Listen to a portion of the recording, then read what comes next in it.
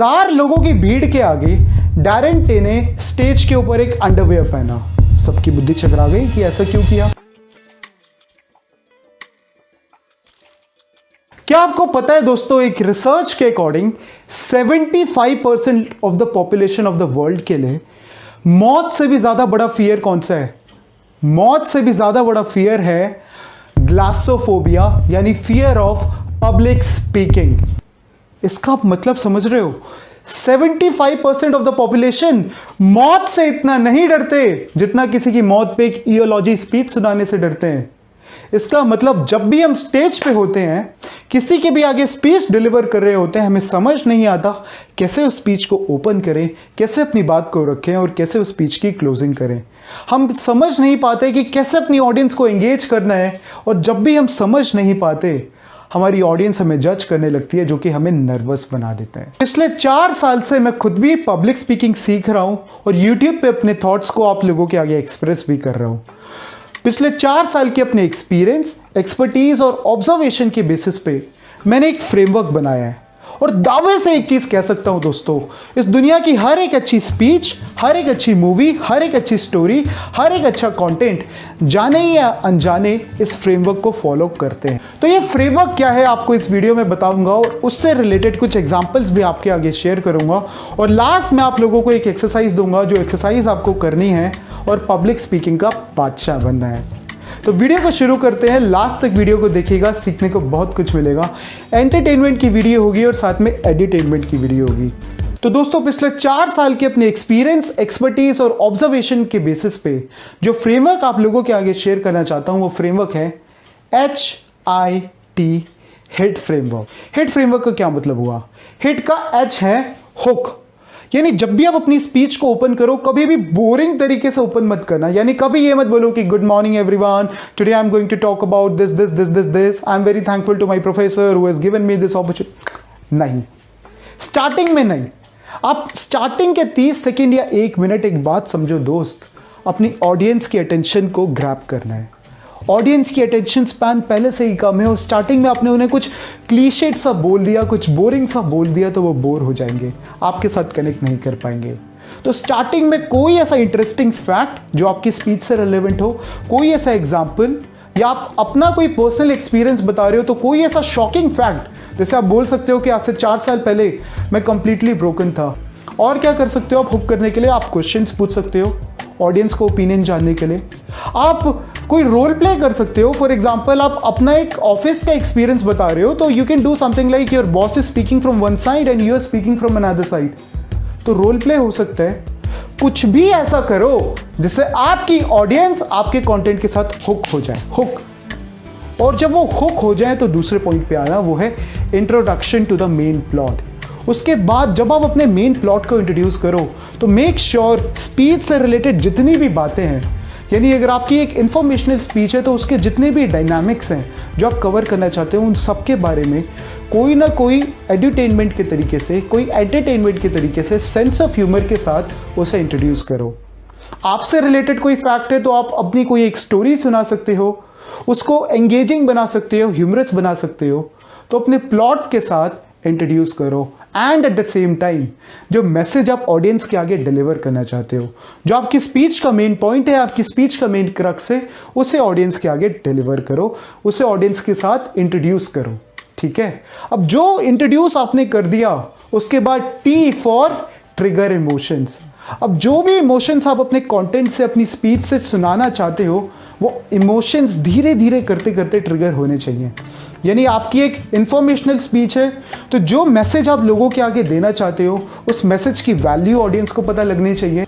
For example, आपकी एक speech है बेनिफिट्स ऑफ डाइट प्लान के ऊपर, तो ऑडियंस को वो इमोशंस ट्रिगर होने चाहिए कि हेल्दी डाइट फॉलो करके उनको क्या फ़ायदा होगा।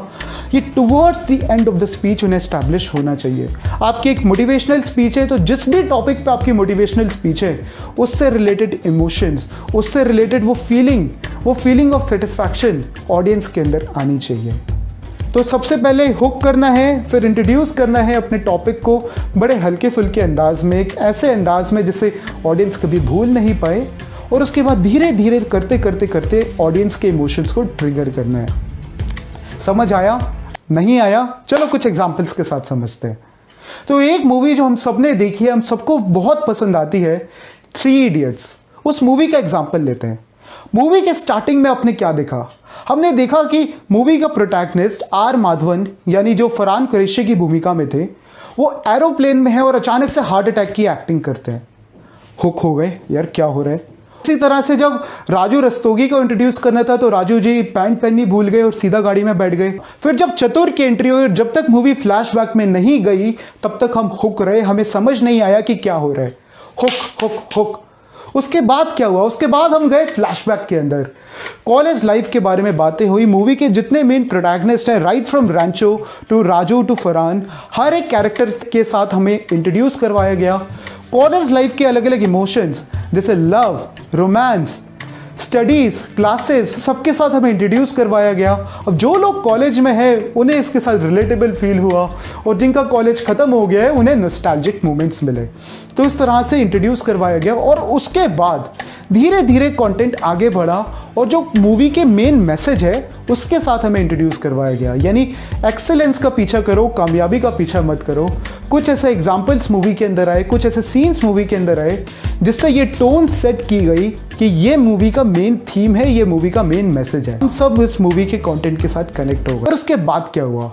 जैसे ही क्लाइमैक्स का सीन आया, यानी जब राजू ने सुसाइड कमेंट की, जो मूवी के मेन इमोशंस थे वो ट्रिगर होने स्टार्ट हो गए। फिर लास्ट में हम पूरी तरह से हुक भी थे, और जब लास्ट में सस्पेंस खुला और हमें पता लगा कि Rancho is more successful than anyone else, तो जितने भी इमोशंस थे, यानी पैशन को फॉलो करना चाहिए और एक्सेलेंस का पीछा करना चाहिए, सारे इमोशंस ट्रिगर हुए, और ये सारी चीज़ें हमें टेक अवे लर्निंग्स की तरह मिली।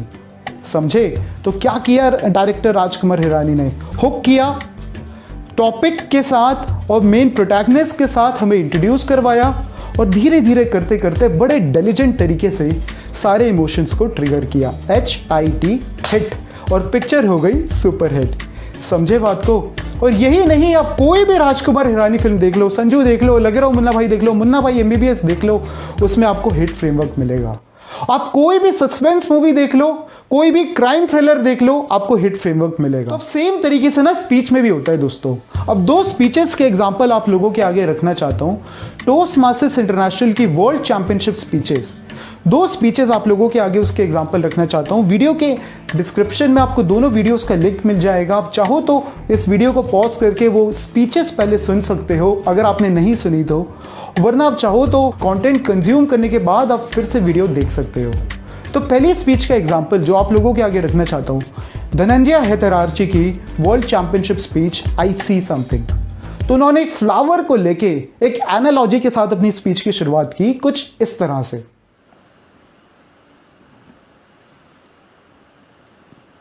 You and I are not very different from this flower. Just like this flower is unique, you are unique. All of us has something special that makes us as beautiful. Do you know what makes you special? Now the answer to that can be a little difficult to find, because sometimes life has a cruel way of picking out your petals, breaking you in two, and throwing you into the trash.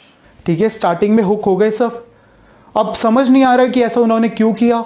उसके लिए उन्होंने content को introduce किया, अपने बचपन के failures बताए, उन्होंने बताया कैसे वो हाई स्कूल के अंदर फ्लंक हो गए थे, फिर अपने करियर के स्ट्रगल्स बताए, और जो अपना मैसेज था, उनका मैसेज था स्पीच का कि जब भी लाइफ में डिफिकल्ट टाइम आता है, हमारे अपने हमारे साथ होते हैं, वो हमें गिरने से रोकते हैं, हमें उठाते हैं।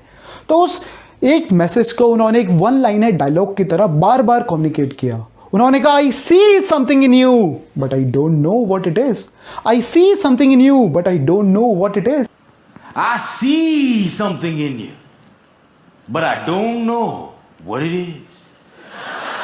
हर एक इंसिडेंट के बाद इस डायलॉग को बार बार बोला, और ऑडियंस को उनके कंटेंट के साथ एक कनेक्शन फील हुआ, सेंस ऑफ ह्यूमर था, लोग हंस रहे थे और उस कंटेंट को महसूस कर पा रहे थे।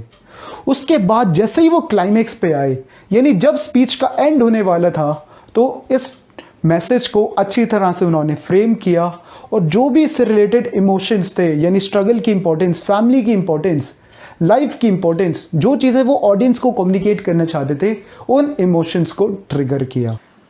I was broken, and I've been broken, lost, and broke many times in my life. But the people in my life were able to reach into the trash can and make me whole again. If it was up to me, I would have never been able to do that. And this is why, if you have great people in your life, no matter how broke, how lost, or how broken you become, they can piece you back together. Ladies and gentlemen, when I look at you, I see something in you, but I don't know what it is. अब दूसरे example पे आते हैं, वो speech जो आपने thumbnail पे भी देखा और one of my favourite Toastmaster speeches, Darren Tay की world championship speech outsmart outlast. 1000 लोगों की भीड़ के आगे डैरेन टे ने स्टेज के ऊपर एक अंडरवेयर पहना। सबकी बुद्धि चकरा गई कि ऐसा क्यों किया। ऑडियंस की अटेंशन को पूरी तरह से ग्रैब कर लिया, हुक कर लिया।